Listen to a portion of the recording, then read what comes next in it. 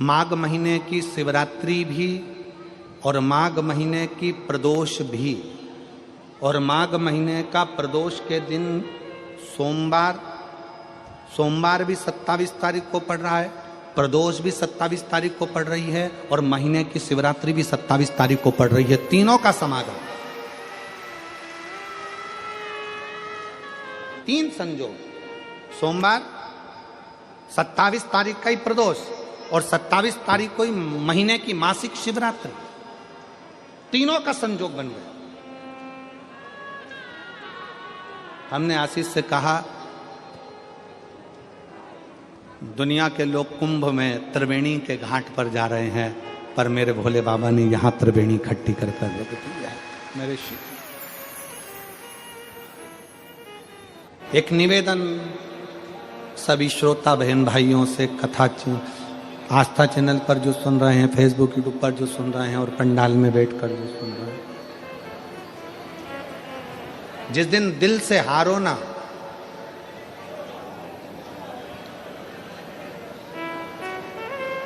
थोड़ी तकलीफों में अगर घिर जाओ, तकलीफें आ जाए, कष्ट आ जाए, तकलीफें जिस दिन तुम्हारे भीतर बहुत ज्यादा मात्रा में आ जाए, उस दिन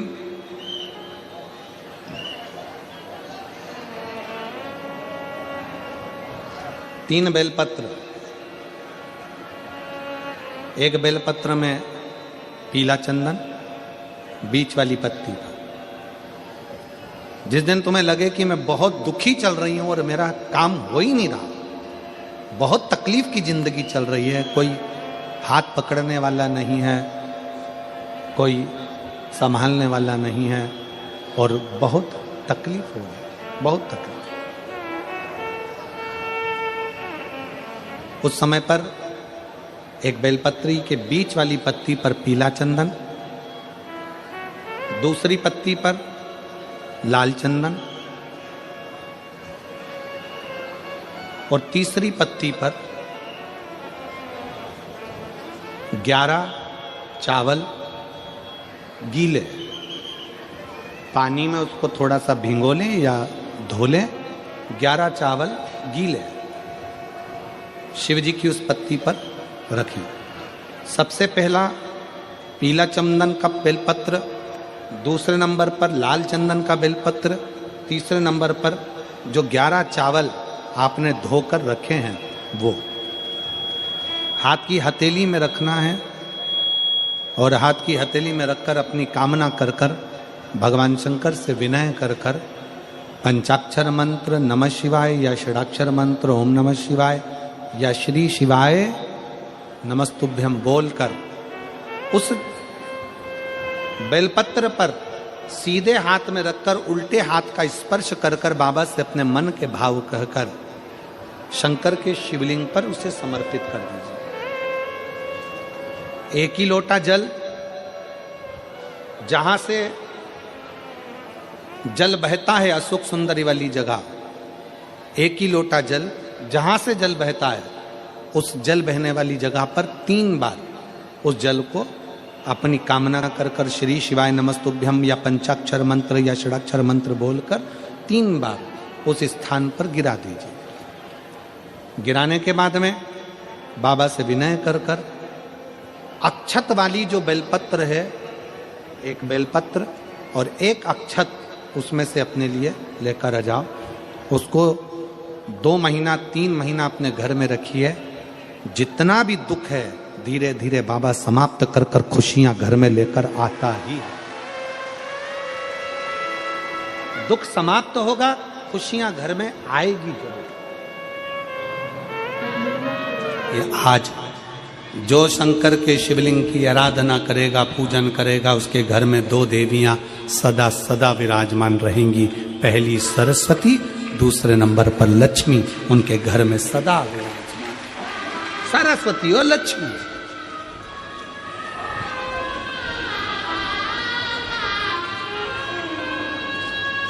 एक देवी का फूल होता है, शायद मुझे उम्मीद है कि आप सब जानते होंगे। एक देवी का फूल होता है जिसको जायसोन या गूलर का फूल भी कहते हैं, घंटी वाला फूल भी कहते हैं, लाल कलर का होता है। काय का बोलते इधर? गुड़ल, गुड़ल का फूल, जायसवान का फूल लाल कलर का होता है, जिसमें घंटी निकली रहती है एक छोटी सी, उसमें पीले पीले पीले पीले दाने रहते हैं।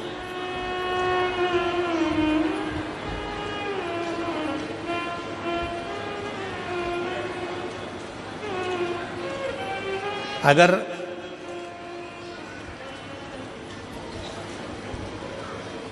मान लो कोई बेटा बेटी, कोई लड़का लड़कियां, कोई बेटा बेटी, नवयुवक बच्चे या बहुएं या कोई अन्य व्यक्ति भी कोई कार्य चालू कर रहा है, मान लो कोई कार्य आप चालू कर रहे हैं, एजुकेशन के लिए बढ़ रहे हैं, या आपने कोई लक्ष्य बनाया है कि मुझे इस कंपटीशन एग्जाम में बैठना है, इस कंपटीशन एग्जाम में बैठना है और मेरा इसमें पास होना जरूरी है, और मैं जो चीज पढ़ती हूं ना मैं भूल जाती हूं, मैं अध्ययन करता हूं और भूल जाता हूं। कई माताएं भी ऐसी हैं 40, 45, 50 साल, 60 साल की हो गई, 60, 70 साल की हो रही हैं, कई बार कह देती मेरी याददाश्त ठीक नहीं है, मैं कोई सामान रखती हूँ भूल जाती हूँ, मेरी याददाश्त में नहीं रहती। कोई भाई भाई लोग कह देते हैं मेरी याददाश्त में नहीं रहता, भूल जाता हूँ। कोई कहकर गया मुझसे बात कर लेना और मैं भूल गया कि मेरे को उससे बात करना था। कई बार मुझे मनी मंजिल तक पहुंचना है। तो शिव महापुराण की कथा कहती है आप अपने परिश्रम को 4 गुना बढ़ाओ, मेहनत 4 गुना करो, पढ़ाई 4 गुना करो, अध्ययन 4 गुना करो, दिन रात एक कर दो।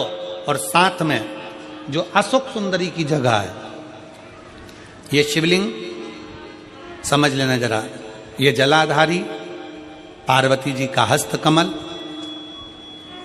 ये शिवलिंग, ये जलाधारी, और यहां से जल बहता है।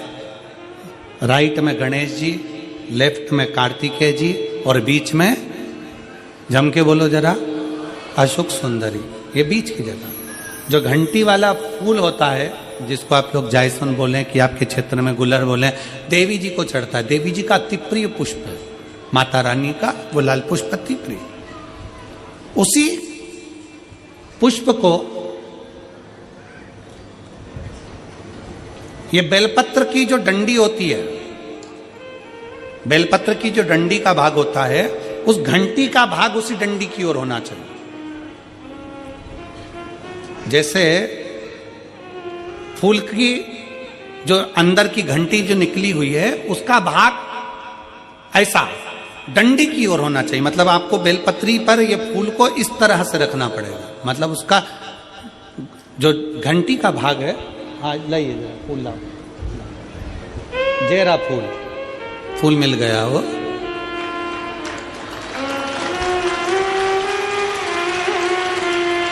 फूल मिल गया। भारत में फूल जल्दी मिल भी जाता है, मिल गया। अब ये फूल और इस फूल की जो घंटी का भाग है वो इस डंडी की ओर हो, हमारे डंडी के साइड। अपनी कामना कर कर, अपना नाम और गोत्र का स्मरण कर कर, शिव जी से अपने मन का भाव बोलकर इस फूल को और इस बेलपत्र को 12 महीने शिवरात्रि पड़ती है। किसी भी शिवरात्रि पर अशोक सुंदरी वाली जगह पर, शंकर के शिवलिंग की ओर जो अशोक सुंदरी की जगह है, वहां पर डंडी और घंटी का मुख शिवलिंग की ओर होते हुए उस बेलपत्र को समर्पित करो। कब करना है? पहले 1 लोटा जल समर्पित कर कर, फिर ये बेलपत्र अपनी कामना कर कर, बाबा से विनय कर कर, बाबा मेरा ये कंपटीशन एग्जाम है, मैं पढ़ूंगी, 4 गुना मेहनत करो, अध्ययन करो, अच्छी पढ़ाई करो, दिल से पढ़ो, रात दिन एक कर दो, और 1 घंटी का पुष्प, 1 बेलपत्र, जब तक तुम्हारा एग्जाम ना आए, 4 महीना, 5 महीना, 3 महीना, प्रत्येक शिवरात्रि, हर महीने शिवरात्रि आती है, प्रत्येक शिवरात्रि पर समर्पित करो। आप अपने लक्ष्य तक पहुंचोगे ही, कोई रोक नहीं सकता। आप अपने लक्ष्य तक, अपनी मंजिल तक पहुंचे ही जाओगे। बोल बम का नारा है।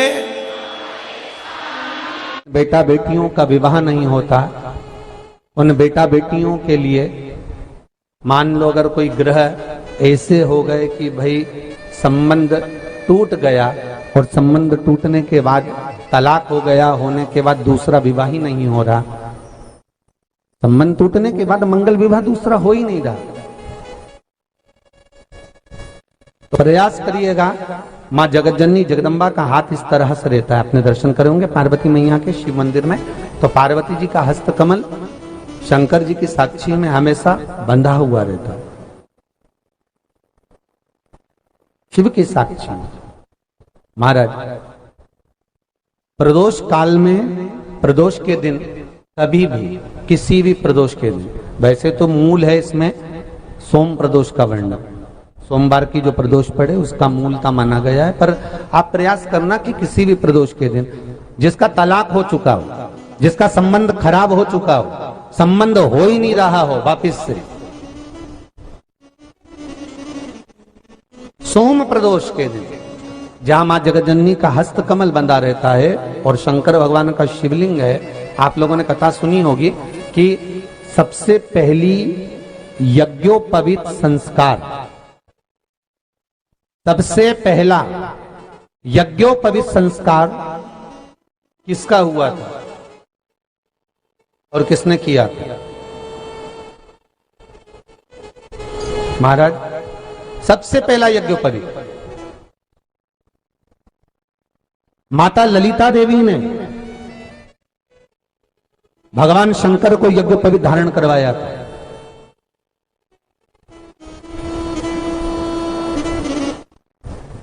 मां ललिता देवी ने सूत्र बनाकर अपने हस्त कमल से भगवान शंकर के सम्मुख में बिठाकर भोलेनाथ जी के हस्त कमल से स्वतः सूत्र बनाया था। भगवान शंकर प्रसन्न हो गए थे, बहुत प्रसन्न भोलेनाथ जी, इसलिए शंकर भगवान ने ललिता देवी को 2 वर दिए थे, एक किसी का अश्रु नहीं देखूंगा, दूसरा जो यज्ञोपवीत समित समर्पित करेगा, यज्ञोपवीत का भाव जो मुझे देगा उसके जीवन में बाधाओं को हर लूंगा। इसलिए आज भी हिंदू धर्म में देवताओं को जो यज्ञोपवीत चढ़ाया जाता है वो उलझा हुआ नहीं होना चाहिए। देवताओं को जो यज्ञोपवीत चढ़ता है उसको सुलझा कर चढ़ाया जाता है, समर्पित करेगा। अब कई विद्वान ब्राह्मण ऐसा कैसे यज्ञोपवीत में हल्दी लगाकर छोड़वा देते हैं, परंतु वो उलझा हुआ रहता है, वो सुलझा हुआ अगर चढ़ाएगा तो जो जजमान पूजन कर रहा है, जो जजमान पूजन में लगा हुआ है, उसको पूर्ण फल की अनुभूति हो, पूर्ण फल का प्राप्ति हो और ब्राह्मण भी बंधन से मुक्त हो। ललिता देवी चाहिए। तो हमारे यहाँ भौम सोमवार का जो प्रदोष हो, उस प्रदोष के दिन जिसका मंगल विवाह नहीं हो रहा है, सारी तकलीफें झेल रहे हो, बहुत कष्टप्रद हो, तो माँ का जो हस्त कमल है, उस हस्त कमल से लेकर शंकर भगवान के शिवलिंग तक एक कच्चे सूत की धार बनाई जाती है। महाराज 6 धार कच्चे सूत की बनाई जाती है। यहाँ शंकर भगवान का शिवलिंग है, यहाँ माता का हस्तकमल है, हस्तकमल से चालू होकर शिवलिंग, शिवलिंग से चालू होकर हस्तकमल, ऐसी 6 धार बनाई जाती है माता। और धार बनाकर उस धार पर माखन का लेपन किया जाता है भगवान शिव को। जैसा ललिता माता ने भगवान शंकर से वर प्राप्त करा था, उसी तरह फिर उस लेपन को लगाने के बाद उसको उतारकर उसी को लपेटकर शंकर भगवान पर उसको चढ़ा दिया जाता है, मात्र अपनी मंगल विवाह की कामना कर कर।